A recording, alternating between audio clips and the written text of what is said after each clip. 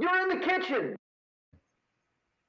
All right, welcome to another edition of Kitchen Conversations. I'm Jason Aspis along with Jared Paul, and today we have a very exciting and special guest. We have the number one player in the world, the GOAT, the reigning Triple Crown master, Ben Johns, in the house. Ben, welcome to Kitchen Conversations. Hey guys, happy to be here. Thanks for having me. You are so welcome. Ben, we got big news today. That's what brings you onto the show today, right? You got it. Yeah, we're announcing a new sponsor. So why don't you be the best hype man you can for me and tell the people why we're here. I will do it. We're switching paddles. Ben Johns, at the hype of it all, at the top of the mountain, he is going with a new paddle. And he has chosen to go with a paddle that does not have a presence yet in the pickleball world, a company called Joola. Is that right? Yep, you got it. You got it. So it's it's spelled Joola. So I've heard people say Joola, Joola, Hula, but yeah, it is actually pronounced Joola. It's a German company originally. They're a table tennis based company, and they just got into the pickleball space recently, and they wanted to launch with a bang. So I'm sure we'll get into that a lot more of the details. But yeah, I'm happy to have them in the pickleball space, as I'm sure the whole pickleball world is. Yeah. So how long in the making has this been? Has this been? I'm assuming there's been some time here. Yeah, no, a little bit, for sure. It's not an instantaneous process for sure with any sponsorship type stuff. So, as far as like talking with potential sponsors went, I first talked to them back in December. So a friend of mine in the Maryland area, where I'm from, said he met these guys and I should talk to them, and because they weren't even on my radar, I didn't know anything about them. But he's just like, these guys are basically based in your hometown and they want to get into pickleball, so I think it's worth a conversation. So they actually entered much later than all the others. So all the other potential sponsors I was talking to were already in the pickleball space. Everyone was well aware of who they are. And he thought it was worth a conversation. So it was kind of a dark horse in the whole running. And that's why I think nobody's really heard of them. And so let me ask you this. How do you go from your own signature paddle, right, to a brand that really hasn't been in the space yet? Are they giving you control to create this paddle? Are they inviting you into the process? How does that work?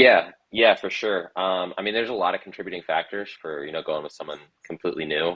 One of those is certainly the engineering design part of it. So as I'm sure most people know, with the Franklin paddle, I designed that and pretty much worked with them from start to finish for what that paddle is. And then the same thing is going to happen with Joola.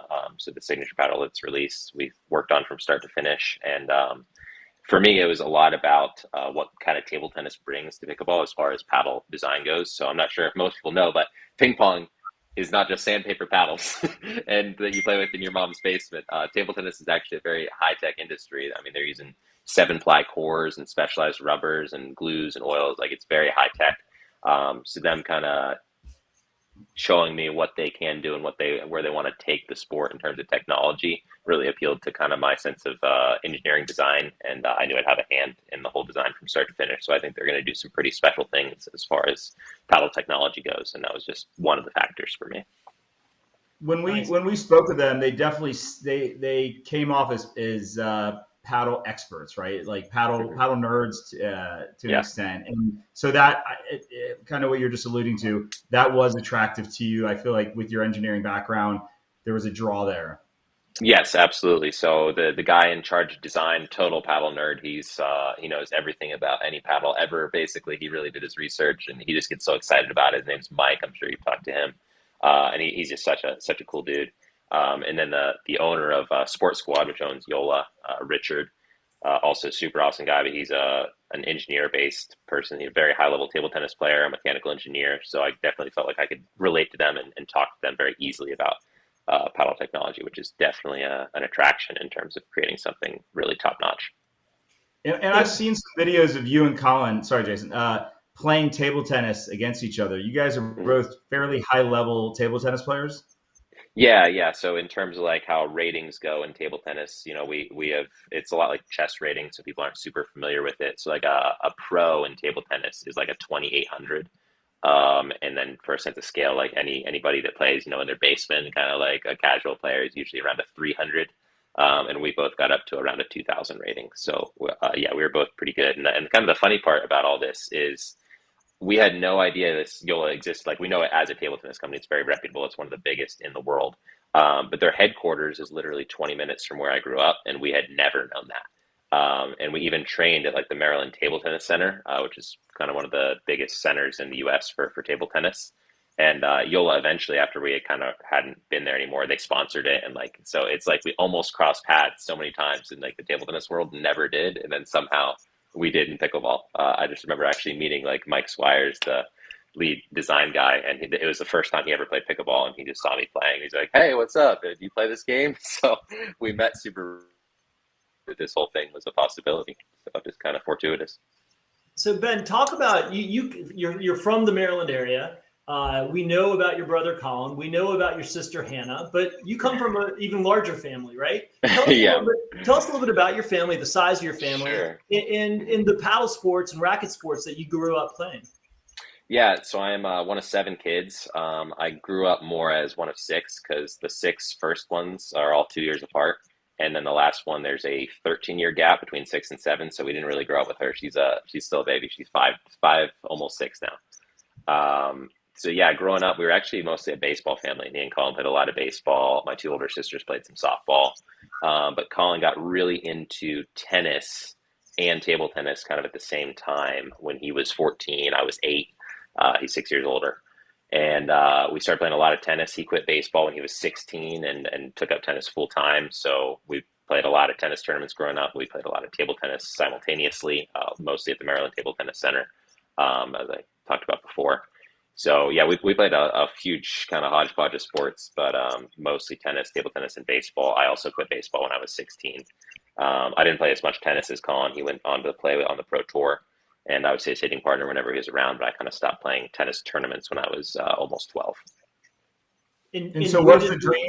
Was the dream to play college baseball, professional baseball at some point?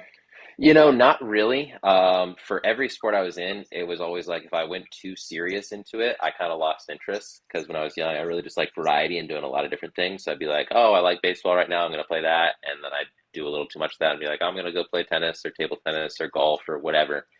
So more than anything, I like to dip into everything and try a bunch of different things rather than focus a lot on one. Whereas Colin was the opposite. He got kind of obsessed with tennis, and that was all he did for years. So yeah, we're very different in that respect. Well, you have about 200 pros out there waiting for you to get disinterested in pickleball. Yeah, it's a funny one. That one hasn't happened yet. Are you ADD by any chance? I'm not. Interesting. Okay. Yeah, I related to. Yeah, no, it's not so much about the. Yeah, no, it does seem like that. So it's not ADD so much in that, like in a regular situation, I'd be like, oh, I just need to go do something else right now. It's more about like life experiences, variety, that kind of thing. Got it. And you're at the University of Maryland still. This is your last semester, if I'm not mistaken. You're studying, you're a material engineers major. Is that right? Yeah, exactly. Technically, it's called material science and engineering. It's basically materials engineering. It's kind of people don't really know what that is. It sounds fancy, and they're like, what is that? What does that mean? So it's kind of a blend of chemistry and physics, solid state physics. It's basically engineering working directly with materials in any way. It could be material selection for engineering design, material degradation, material failure analysis. It basically just applies to anything engineering working with materials, generally higher tech or higher performance materials directly. And were you able to bring any of that, education to the design of the new paddle? Yeah, I mean, absolutely. It definitely applies. So in terms of like technology and how complex engineering is, I would call pickleball by any stretch of the imagination very complex. It's really very basic, but it definitely helps more from a physics point of view than even a materials point of view of the understanding of kind of how elasticity works, coefficient of friction, flexibility, elasticity, which transfers to power. It's just like a lot of things in general that you kind of are more intrinsic that rather than the materials aspect. But I would expect, especially with Joola getting into it, that materials engineering is going to play a larger role, because right now most people are just using polypropylene, fiberglass, carbon fiber, which are all fairly basic, and the kind of more complex things you can do would get more into the materials engineering aspect of things. So on this new paddle, Can you talk to us a little bit about what you brought to it, what you like about it, and kind of you can geek out about it, because we talk about that here a lot. And I'm really interested. I mean, I'm really interested. You're the number one player in the world. To be able to make this shift, you have to have complete confidence that this is going to, you know, improve your game. And I'm just really interested in what it is about it that you love. For sure. Yeah, you're not wrong in that there's always a little bit of self-doubt, even from, you know, my point of view of, gosh, can I switch paddles? You know, this is such an adjustment. I've been playing with the same thing for 3 years. Should I be switching paddles? But I feel like I'm definitely confident, not so much in, you know, just my adjustment abilities, but also like I do know that technically this is sound. This is the better way to go, hence the change. So first of all, for my whole pickleball career, I've used the same thing essentially material-wise, which is polypropylene core with a fiberglass face. And I'm switching that to, it is still a poly core, but it's a carbon fiber face. So the reasons for that are, one, generally carbon fiber, and this part isn't super desirable, but people know it's less powerful than fiberglass. It's not as poppy. It's going to feel a little softer on the paddle, which you can compensate for with the core, but it's generally a less poppy surface. The reason I chose it, though, is mostly what I call solidity, which is just not how big the sweet spot is, but how much is the disparity between a sweet spot and outside the sweet spot. So, for instance, you know, you have some paddles where they're super poppy in the middle, but if you mishit it, it's not going anywhere. And I really don't like those kind of paddles because it gives you no forgiveness, right? A lot of us mishit the ball. I know I mishit the ball a lot. So speak for more yourself, forgiving. Yeah, I mishit the ball a lot. I don't think you mishit the ball. My best shots are mishits, so I need something that can definitely be solid around the edge and won't just end the point right there. So that was really the primary impetus in choosing carbon fiber, and that's really just because it's a stiffer material, hence the more solidity around the edge at its most simple. And then the other big thing is it grips the ball more for two reasons. One, the coefficient of friction between that and the ball is higher, so it grips more. And then the other is it just stays on the paddle longer, which is also kind of why it feels like you don't feel the ball quite as much as you do with fiberglass, but because it stays on longer, it grips a little more. And as we know, I think as we've seen kind of in the game, spin and aggression is getting more and more important. And I think anything we can do to maximize that is going to help me play better. So those would be the primary things material-wise that we kind of changed. A little more on the techie side, just to increase that solidity beyond the carbon fiber. We did what they're calling hyper foam around the edge. So that's kind of injection molding foam into the edge around the core, because that's kind of where the honeycomb breaks off inside, and that's why it's not as solid around the edge, hence the foam. When you're testing out these materials, right? Like what I'm just trying to envision what this thing looks like. Is it look like a finished product when you're trying out paddles with Joola, or is it like just an unfinished paddle and you're? Yeah, I mean, mostly in pickleball, because it's pretty simple to manufacture, it's mostly empirical testing, which just means we actually manufacture these different types of paddles made different ways and just try all of them and just be like, well, it feels the best. But there's definitely some discussion going on of, you know, theoretically, should this work well? Should we do this shape, these dimensions, et cetera, et cetera. But yeah, I mean, generally it just looks like a blank paddle. It's all blacked out. There's no logos or anything, but for all intents and purposes, it's still a normal paddle. Got it. And what do you think about it? Also, I would add that the carbon fiber, I think it's more durable, right? That's another thing. I forgot to get to that. So perfect reminder. It's definitely a factor where fiberglass degrades a lot faster. So once again, because carbon fiber's stiffer, it's also more durable. So it doesn't wear down nearly as fast, which is a big advantage. So, I mean, if you're switching, you know, a paddle every couple days or a tournament because you want max performance, like it's kind of unpleasant to be switching paddles in the middle of a match, because no matter what you do, sometimes they're going to feel slightly different. It's just how manufacturing works, and you don't really want to do that in the middle of a match. So that's why, carbon fiber being more durable is another kind of advantage. And obviously for amateurs, it's like you don't have to buy a new paddle every 6 months. So it's nicer in that respect. Yep. How often do you change your paddle before? I mean, are you using a fresh paddle every tournament? Yeah. So right now with the Franklin, what I was doing is switching. I was using 1 to 2 paddles per tournament. Wow. Yeah. So with the new one, I'd expect, just because of how carbon fiber degrades over time, I'd say max one per tournament. I'm probably guessing it's going to be more like one every 2 tournaments, and that's just for maximum performance. Like it degrades not just initially slower, but throughout the whole thing, from great performance all the way down to less than not so good. It's going to be a lot slower. And was there any thought? I've watched your videos of how you apply lead tape to the exterior. Was there any thought of building that weight into the paddle, or?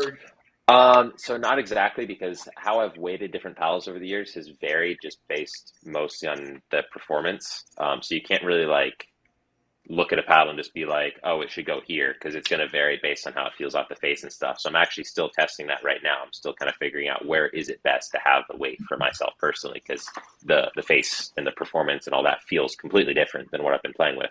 So I'm not going to like assume that I'm going to need it in the same place, because I was doing that with the Franklin paddle for a very specific reason, which might not be the same reasons for this one. So I'd expect I will come to some different configuration. And once I do find that, then yeah, I'll probably just have them put it inside the paddle. Okay, and when you do figure that out, I hope you make a video and release it in the kit. Yeah, I'm sure we will do that again. The people seem to really like knowing exactly what I do with my paddle, because they're like, I want to play with your paddle, but I want to play with the grips you use and the tape you put on in this position. I'm just like, hey, a 9-ounce paddle might not be the thing for you. All right, you're like 110 pounds, but whatever you want to do. That's funny. So Ben, you play a style that is really pretty unique. I'd say you look like the smoothest player out there. You kind of thanks. The equivalent would be like a Federer in tennis. You don't seem to sweat. You don't seem to you move so fluidly, right? You kind of float from spot to spot. Whereas when I watch other players, some players, you see the effort. I don't see the effort, although you get the results, and clearly you're putting in the effort, but you make it look so effortless. How do you do that? Is that just I'd say it's definitely a combination of sport backgrounds, kind of it comes down to footwork and anticipation, right? If you're in the right place at the right time, anticipating the ball, you're going to look like you're not having to move that quickly. And then just how efficient is your footwork is also going to make it look smoother. So the combination of table tennis and tennis, I think, is very not unique, but it's uncommon to where both those have influenced and helped that. So it's not really a conscious effort, but it's definitely influenced by those things.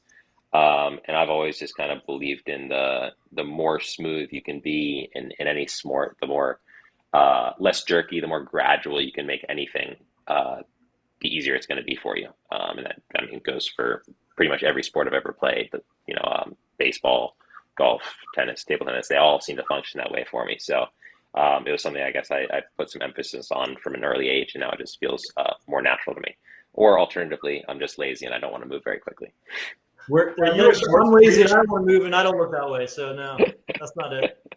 Were you a shortstop in baseball? I was a pitcher. You were a pitcher. Okay. Mm-hmm. Yeah. Quit when I was 16, but the elbow problems were too much. I got to ask a question. So you probably noticed me. I was probably annoying standing on that perch at the Austin Open, and that you were playing Thomas and Lauren, and you were down, I think, 14-7. Mm-hmm. And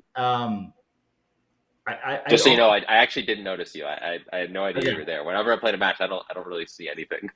Okay, I felt like I was annoying, but you were down 14-7. Thomas misses an overhead, and I almost feel like, and I texted this to you. I said I witnessed what felt like an MJ moment where you just completely took over, and I kind of, and correct me if I'm wrong, but it looked like you really enjoyed being down those 7 points, and it was like, can I take over and win this game?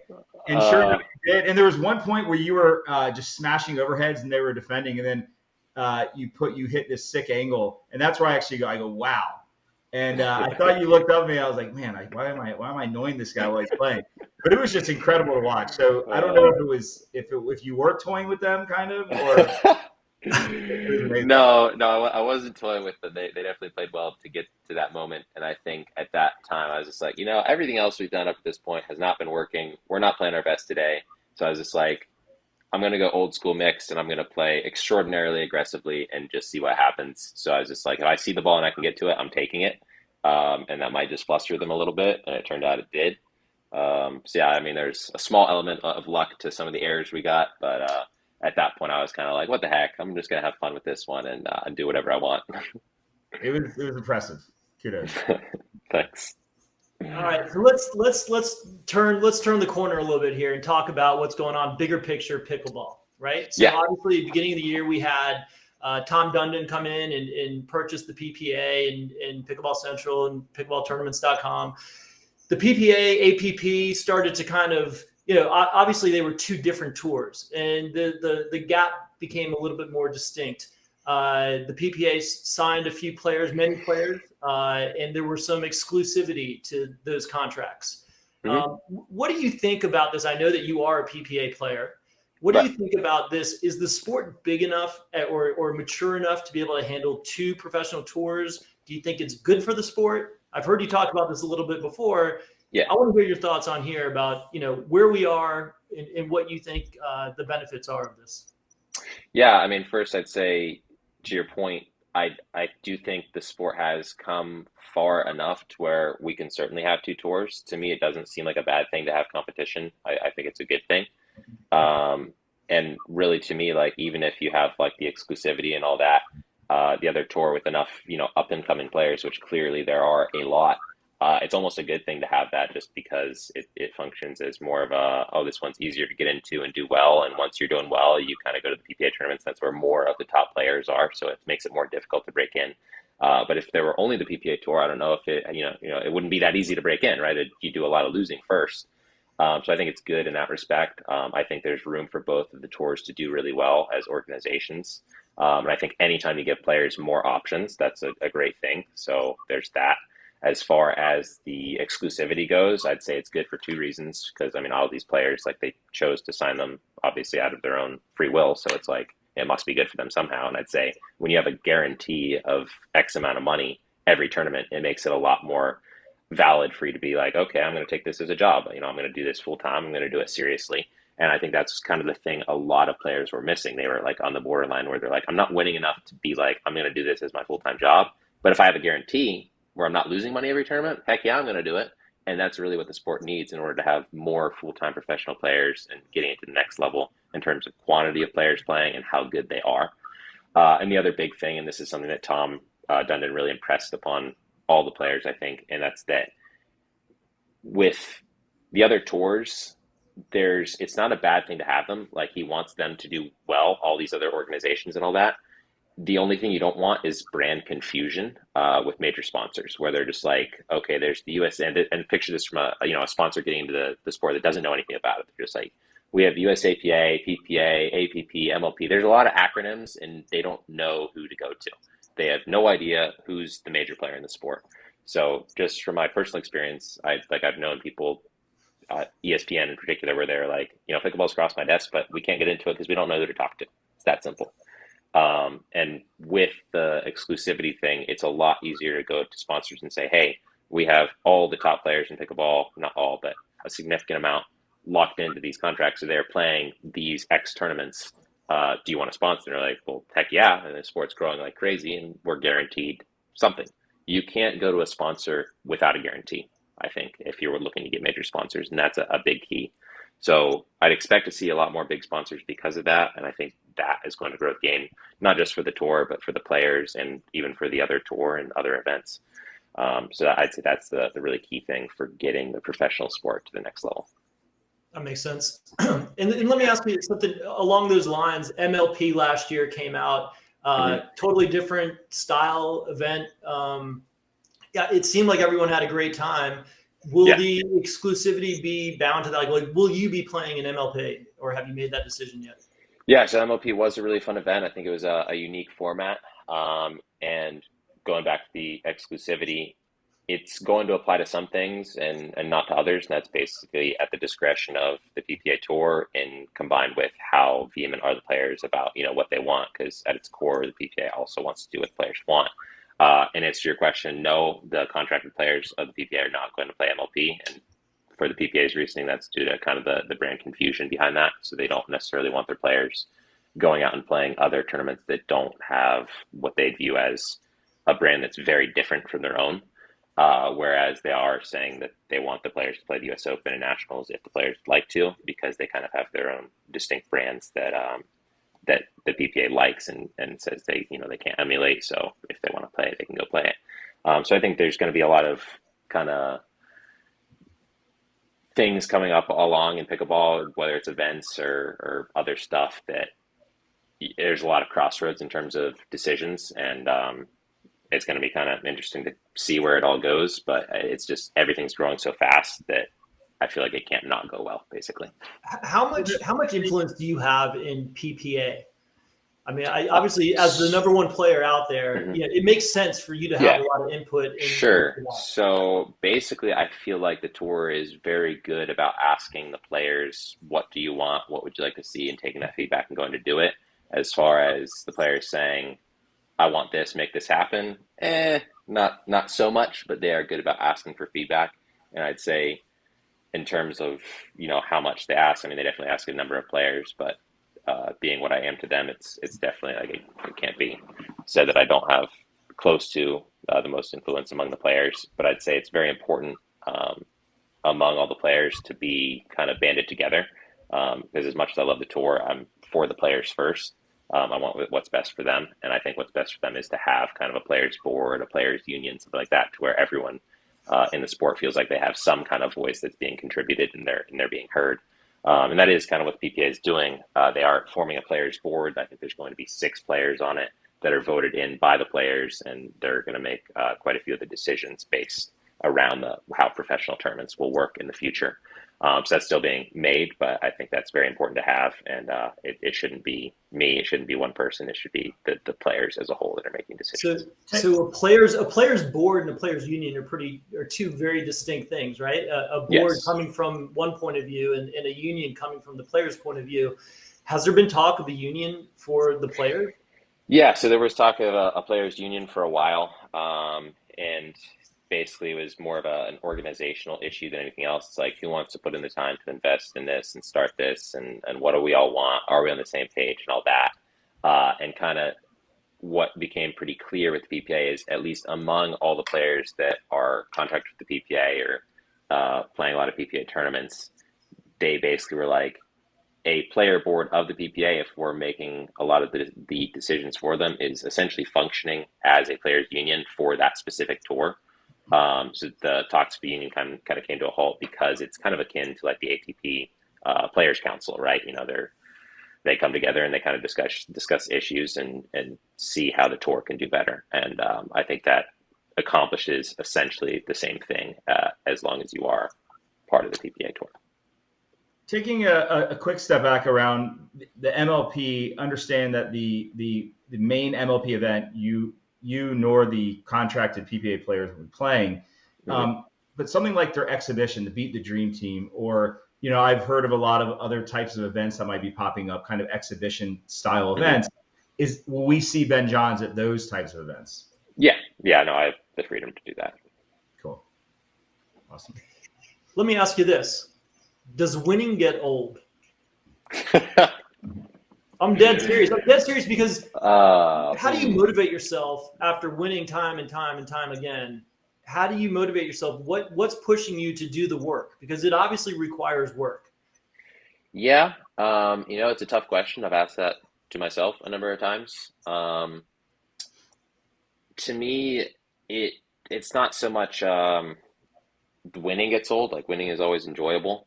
And I like working hard, but it can be wearing. Not so much the winning, but just the constant travel, the constant always in the mindset of optimal performance, like that without question gets wearing. That's difficult. So to me, it's a lot about kind of where the sport is headed. Like, exciting things are always happening. New sponsors are getting in, new venues are being added, new players. So keeping it exciting in other ways like that is what keeps me kind of very invested in all this and trying to win and trying to be a top performance every tournament. Like, even, just getting in with Joola, that has excited me. And I think it's going to kind of spur me on to do a lot more in the sport. So it's stuff like that really keeps me going. So winning doesn't get old. Being at top performance every single tournament, every time, that can get wearing.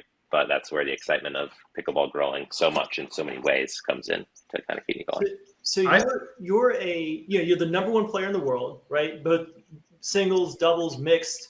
on everything. You're about to get your degree in material sciences and engineering, whatever it was. I mean, like you have two businesses that I know of, probably more, Pickleball 360 and Pickleball Getaway, right? Yeah. You have 6 siblings. Very into crypto as well. Very into crypto. I do have a crypto company as well. and a crypto company. What do you do in your free time? Like, do you have free time? Like, what free time, Jason? There is no exactly. free time. What free time? No, you're either doing schoolwork, you are training, you're working out, you're recovering, you're checking your companies. You're doing one thing. I don't think there's really any downtime, and I'm okay with that. I feel like at some point it comes to kind of like a point of view where my downtime is going into something else. Whether, I mean, other people might consider it work or busy or something, but a workout to me can sometimes be a chill amount of time to me. It can be relaxation too.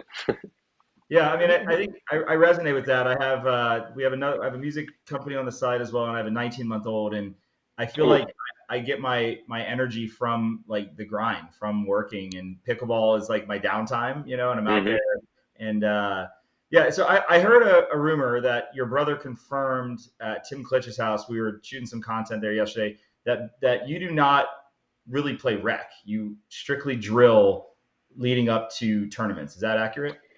Yeah, no, I used to play a decent amount more, but these days I don't think I've played a rec game in a long time. I think I actually will this week just because of training a lot with the new paddle. You can't emulate perfectly a game situation with just shots and drilling. So I will need to do that this week. But generally, if I'm working on anything, which is how I get better and improve, then I'm going to be drilling. That's we're in the same town, so if you need a rec game partner, just let me know. Noted. Duly noted. I have a court as well, so keep that perfect. Ben, who have you seen out there that catches your attention in terms of players on the rise? Obviously, we're seeing so many tennis players move over from tennis to pickleball. Some of them very young. And some of them not. Some of them who had the peak of their tennis career and are moving over to pickleball. But a lot of new talent. We've seen you play them in recent weeks. Who's caught your attention and who should we be looking out for? I'd say on the guys' side, nobody immediately springs to mind. And on the girls' side, I'd say immediately the only person I'm thinking of is Anna Bright. Okay. Yeah, I think she's going to be something special, personally.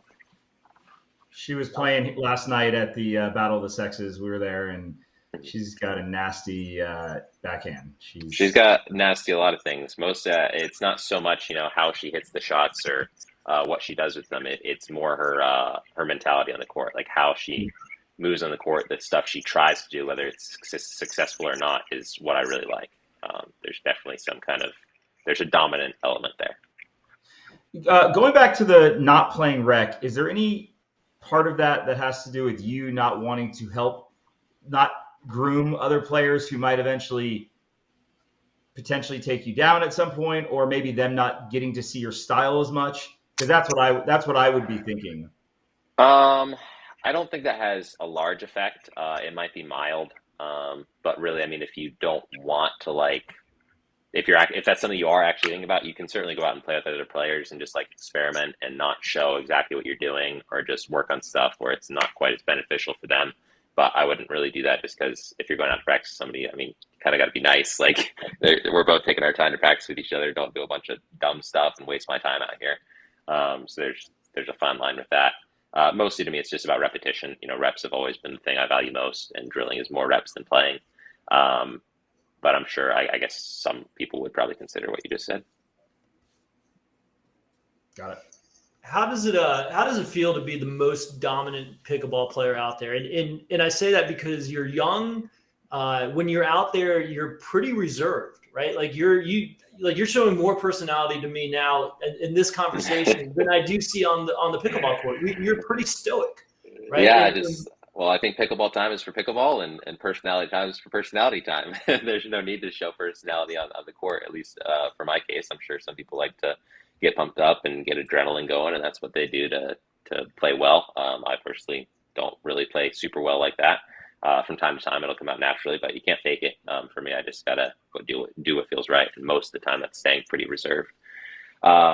But I mean, it feels good. Like I'm always out there to win. I'm always out there to win as much as possible. So being dominant is how I feel best. But to me, this sport is just in its infancy, and I want to stay on top as long as I possibly can. And I think it's going to be tough because with any sport that's growing as fast as it is, you're always going to have new players coming in that are going to be showing you something different. Like nobody's figuring out this sport yet. People didn't have tennis figured out in the 60s, right? It's a completely different game, just from year to year. So it's more to me about adapting and continuing to improve. Can't just, rest on what you've been doing and what's been working, because without a doubt, there are going to be players that are going to be showing you new stuff all the time, and you need to be ready to adapt to that. And I look forward to that challenge. Have you had any conversations with any of the top tennis players that are in your, essentially I equate you to a Federer or a Djokovic or Nadal. I mean, have you ever spoken to those guys about like pickleball and where you are and if there are any parallels? I've spoken to Sam Querrey and John Isner, primarily, not a lot, but I've talked more to them than most other tennis players. And they both play a little bit of pickleball. They find it pretty cool. They like it. I don't personally compare pickleball to tennis just because it's vastly, like, the numbers just don't line up. There's so many more tennis players than pickleball players, so it makes it much more hard and much longer to get good. And that's not to say that I think pickleball is like an unskilled sport or anything like that. I think you're definitely going to have room for it to be like tennis if you get enough players, but that's just a long way down the road. So yeah, that's why I think it's easier for players to be good right now, just because it's a smaller pond, right? But I think the tennis players I've talked to, they definitely have a respect for that. It is a different skill set. It's not easy to be good immediately. It's easy to be good as a good tennis player, pretty good immediately, but it's not easy to be really good. So yeah, I think they definitely have some respect for it, and really at its core, even for them, it's still just a very fun game. Are there any players in the pickleball world that you kind of attribute your success to, or part of your success to, who helped you kind of get to where you're at? Or Yeah, primarily, well, first, outside of pickleball, I'd have to credit my brother for almost everything.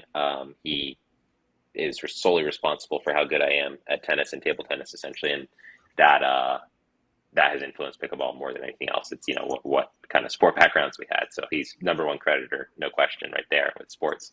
In pickleball specifically, I'd have to say it's Simone and Kyle. Because kind of in 2017, primarily, like, I played a ton with Kyle. He was responsible for me, like, winning my first US Open because of practicing with him. And then as doubles partners, I learned a lot from him, and we won a lot together, which is really good for my experience. Simone, kind of a similar thing. Obviously played with her a little later on, 2019 onwards. But she was just a really good influence from 2017 onwards in terms of kind of, like, she was kind of my pickleball idol. I don't have any idols, but I just always admired her work ethic and how she practiced and how she played, her mental kind of domination, really. And nobody's had more of a stranglehold on the game than her. So yeah, the two of them would both have a massive influence on how I am. Very cool. And what do you think? I know Hannah plays a little bit. I actually played her, and I played her at Dreamland, and she whooped my butt. Really? Let's go, Hannah. But I think I could take her. But I challenged her to a rematch. Is like Jason, you and Jay, we were talking prior to this discussion, and he mentioned that you have a younger sister that supposedly is going to be a pickleball master. Is there truth to that? Maybe, to be determined. Well, she's only 5 right now, so you'll have to wait and see. But yeah, we're training her in tennis and pickleball, and she seems to like both of them. So she's going to be our protege, and we'll see how athletic she turns out to be. And what about the other siblings? Are they playing pickleball? They do a variety of things. My 2 younger sisters are both at the University of Maryland as well. One's in the business school, and the other one's a concert pianist, and they both play pickleball casually for fun. I think they played like 1 tournament each or something like that. They're both around 4.0s. They didn't really play tennis, so that's probably about as high as they'll get. So they don't really have an interest in it, but they really have fun playing. And the same goes for Hannah. So I did not play tennis. Did you just say that my ceiling is a 4.0? Your ceiling is not 4.0, but you probably have a lower ceiling than a tennis player. That's fair. I would agree with that. Ben, where can we buy these paddles? They're going on sale today, Friday. Yeah. So Yola is doing a really good job in terms of getting it out there. You're going to see it, I think, everywhere and anywhere. Get ready to see my face. I don't really want to see it that much, but you guys are probably going to see it a lot if you're looking for the paddle. So primarily, Pickleball Central is going to be a big one. We obviously all know the biggest retailer in pickleball. So I think they're doing some special on it. Maybe something exclusive. I forget how that works, but they'll be selling a lot of them. I know they have a huge inventory. So if they're selling out everywhere, check Pickleball Central because they have a huge inventory. Then they got Total Pickleball. I think they got Fromouth, obviously their own site. They're on Amazon. So really you can get them almost anywhere. What's the paddle that you're playing? What's it called? So the name of it is the Hyperion. That's Hyperion. So for those of you that are mythology buffs, that's from Greek mythology. It was Hyperion was the Titan god of the sun, which I like the name of. But the technical name of it is the CFS 16, which means carbon friction surface, and the 16 is the millimeters thickness. So we're going to have different designations, like CAS is carbon abrasion, which combines fiberglass. The number will also always be at the end to designate the thickness. We got CGS, the carbon grip. So yeah, I mean, Yola's been pretty technical with their naming process, so it kind of makes sense to people what they're using just by looking at the name, because that's kind of how table tennis works as well. And what will the price point be of your specific paddle? That's a great question. I should ask them. I actually don't know off the top of my head. I think it's 150 or maybe it's 180, something around there. Also, guys, I'm at 1% right now, so I could just go dark anytime. All right, well, let's wrap it up then. Ben, thank you so much for joining us. Really appreciate it. Good luck this week as you make the transition into the Yola paddle. I have a feeling it's not going to make any difference. You're going to continue to roll. All right. Well, thank you. I appreciate it. Looking forward to showing you guys what I can do with it. Awesome. Thanks so much, Ben. Thanks, Ben. Appreciate it. Have a good one, guys. You Bye. too. Take care. Bye-bye.